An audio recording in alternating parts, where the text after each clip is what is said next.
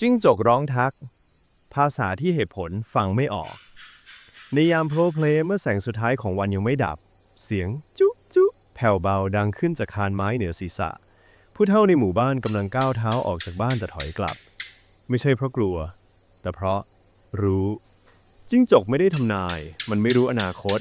และมันไม่ได้บอกเหตุตามความหมายของมนุษย์คนโบราณไม่ได้เชื่อสิ่งลี้ลับเพราะขาดเหตุผลพวกเขาเพียงอยู่กับธรรมชาตินานพอจนรู้ได้ว่าเมื่อใดบางสิ่งไม่เป็นเช่นเดิม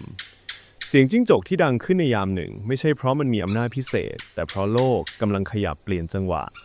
แสงอ่อนลงลมเปลี่ยนความชื้นเคลื่อนและในเวลาเดียวกันภายในของมนุษย์ก็เปลี่ยนไปสำหรับคนโบราณสิ่งเหล่านี้ไม่เคยแยกจากกันโลกภายนอกกับโลกภายในคือการสั่นสะเทือนเดียวกันในคนละระดับเมื่อความผิดปกติเกิดขึ้นพวกเขาไม่รีบอธิบายไม่รีบแปลความไม่รีบตัดสินพวกเขาเพียงหยุดและฟังไม่ใช่เพราะเชื่อว่าจะเกิดเรื่องร้ายแต่เพราะรู้ว่าธรรมชาติกำลังสื่อสาร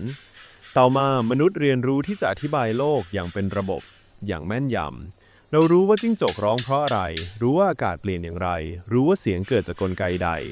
การใช้เหตุผลอธิบายสิ่งเหล่านี้ไม่ผิดแต่มันค่อยๆทำให้บางสิ่งเงียบลงสิ่งที่เลือนหายไม่ใช่ความรู้แต่คือความสามารถในการฟังโดยไม่รีบสรุปเมื่อโลกภายนอกถูกแยกออกจากโลกภายในสัญญาณเดียวกันนี้จึงถูกเรียกว่าความเชื่อและถูกวางไว้ฝั่งตรงข้ามของเหตุผลทั้งที่แท้จริงแล้วมันไม่เคยต้องการให้ใครเชื่อเลย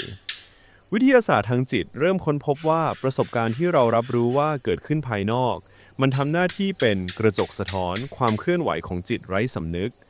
จิตไร้สำนึกไม่พูดด้วยเหตุผลไม่พูดด้วยตรรกะมันสื่อสารด้วยภาพด้วยสัญลักษณ์ด้วยจังหวะด้วยพลังสั่นสะเทือนและด้วยความรู้สึกขณะที่จิตสำนึกของเราเข้าใจได้เพียงภาษาเดียวคือภาษาของการคิดเมื่อสองภาษานี้ไม่พบกันมนุษย์จึงเริ่มถามว่าเสียงนั้นหมายถึงอะไรและเมื่อได้คำตอบที่สมเหตุสมผลหลายคนก็รีบก้าวต่อไปโดยไม่ได้หยุดเพื่อฟังอีกเลยไม่ใช่เพราะคำตอบผิดแต่เพราะตั้งแต่นั้นพวกเขาฟังเพียงความหมายไม่ใช่ความสั่นสะเทือนในผู้ที่จิตสำนึกและจิตไร้สำนึกได้เปิดถึงกันสัญญาณเหล่านี้ไม่เคยกลายเป็นคำทำนายและไม่เคยถูกใช้ควบคุมชีวิตมันเป็นเพียงช่วงเวลาหนึ่งที่ทำให้มนุษย์กลับมาอยู่กับปัจจุบันอย่างครบถ้วนจิ้งจกร้องธรรมชาติขยับและบางสิ่งในใจมนุษย์หยุดลงชั่วขณะตรงนั้นไม่ใช่อำนาจเหนือธรรมชาติและไม่ใช่เพียงกลไกทางชีววิทยาแต่มันคือพื้นที่กลางที่เหตุผลไม่จำเป็นต้องปฏิเสธและความเชื่อไม่จำเป็นต้องยึดถือธรรมชาติไม่เคยสั่งอะไรเราและไม่เคยหลอกใครบางครั้งมนุษย์ควรยอมชะลอความคิดลงและฟังก่อนจะรีบเข้าใจ